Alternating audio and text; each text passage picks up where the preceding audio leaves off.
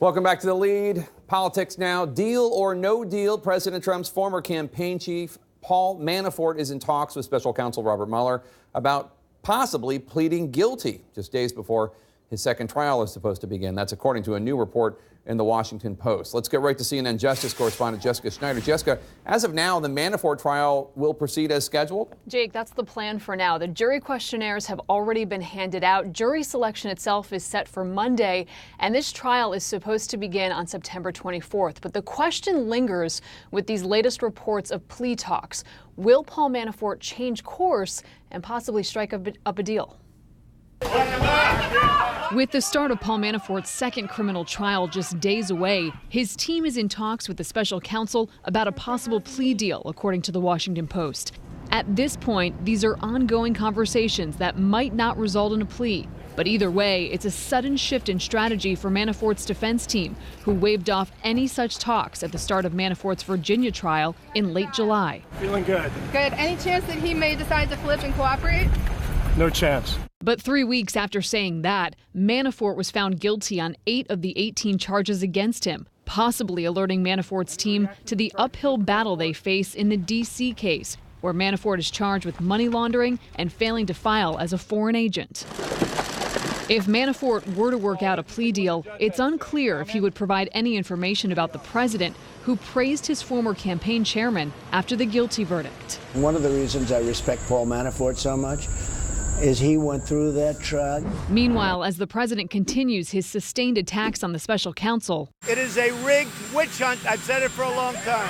A new CNN poll shows Robert Mueller's approval rating for handling the Russia investigation now outpaces the approval rating for Donald Trump's handling of it by 20 points, 50 to 30%. That's an improvement for Mueller's team by 3 points since August, and a dip for Donald Trump of 4 points from the same period.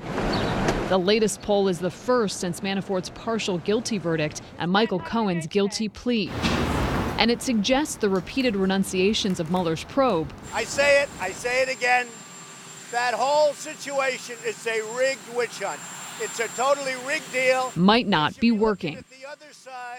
But President Trump did sign an executive order today that will punish foreign actors for interfering in the U.S. election. The president, of course, has been repeatedly accused of downplaying the threat.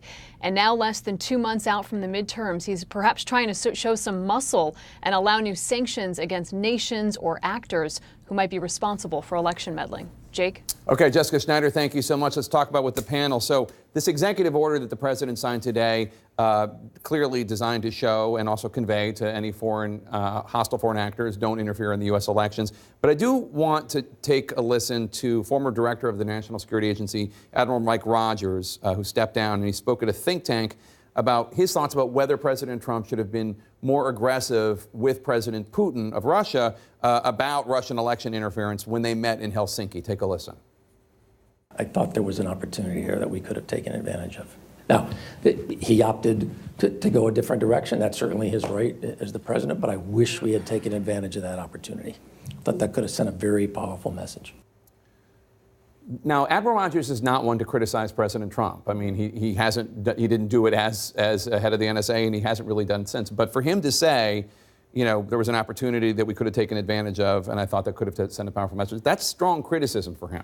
Yeah, I mean, I think that was the general take that most people had, unless you're an avid Trump supporter that just basically is happy when he does anything, that's what you would expect the president of the United States to do in a situation like that. It's sort of unthinkable that you wouldn't use that as an opportunity to say something about something that really was such a huge thing in the United States. So Admiral Rogers saying, I wish we had taken advantage of that opportunity. Do you agree? I totally agree, because I think the administration actually has a pretty decent story to tell on being tough on Russia. We've talked about it before. You know, there's been a number of sanctions imposed. Multiple parts of his administration are doing things to the Russians that the Russians hate. He's got this executive order today, but that moment, that presidential moment, could have locked in a much, much better narrative for him when this has obviously been one of the dominant narratives of his presidency. So it was a missed opportunity, and maybe he'll get another one in the future, but I agree with Mr. Rogers. So, Mary Catherine, let's talk about what he signed today. One of the things that's interesting about it, it was closed press, so they didn't allow photographs to be taken of the president signing this legislation. And Marco Rubio and his Democratic counterpart, Chris Van Hollen, put out a statement about the executive order, criticizing it, saying, quote, today's announcement by the administration recognizes the threat, but does not go far enough to address it. The United States can and must do more. Mandatory sanctions on anyone who attacks our electoral systems serve as the best deterrent. That's a bipartisan rebuke. Yeah, and I think that, Rubio obviously is extremely hawkish on this issue, remaining consistent over the years, as many have not, and continues to push the administration and should. I do think I have the same issue as I always do, which is the automatic sanctions on board for, and I also think it solves some of that lag time with the president maybe not enacting sanctions immediately. So I like that. And then when it comes to the words that come out of his mouth with Putin, not a huge fan, because he plays enough footsie that you could come around with a left hook pretty easily and make a statement to him. So I want to turn to the Russia investigation, if we can. There's a new poll about the Russia investigation suggesting that Mueller's approval rating is up 9 points since June.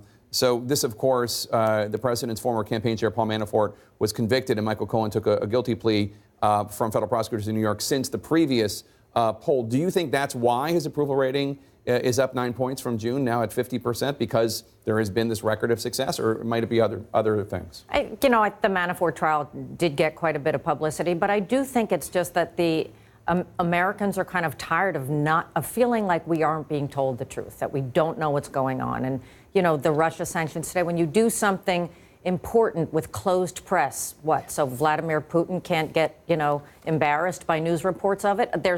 There's just this constant sense, I think, that American people that is growing and growing. And the longer that Bob Mueller goes on looking at this investigation, the president thinks the American people are going to get tired of it. I think what we're finding is the American people are starting to assume that Bob Mueller must be finding some things because he is a serious and thoughtful investigator. So that brings us to my next question, Scott, which has to do with the CNN poll about whether or not President Trump should be impeached and removed from office. That has gone up from June, 42%. Now it is 47%, and that's jumped up 10 points among independents.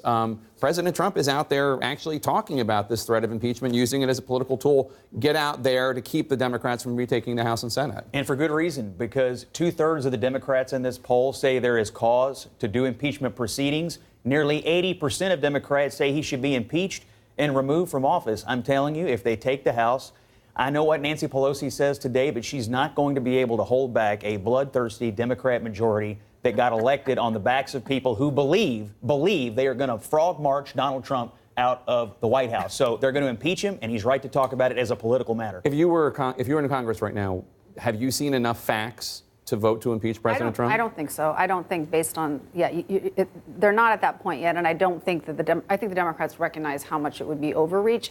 The thing about this poll is it's not totally clear if people are just thinking they don't want Donald Trump to be there. If you look at the partisan breakdown, I think the independence number is more telling, that they would go up that much. Up from 38% in June that to 48%. short amount of time. Yeah. That suggests that's not a partisan thing, that there actually is, real concern about his performance. So, who knows? Democrats, you never know ultimately what they will do, but it seems pretty clear that they recognize they saw what happened the last time this happened, and it didn't go very well for the people who did it. The rank and file is going to demand it. They will not stand for anything less. Well, Kristen's exactly right. The news here really is that Donald Trump has lost independence in terms of approval and veracity. I think, Nancy Pelosi and the leadership are, and across the board, I think, smart about this.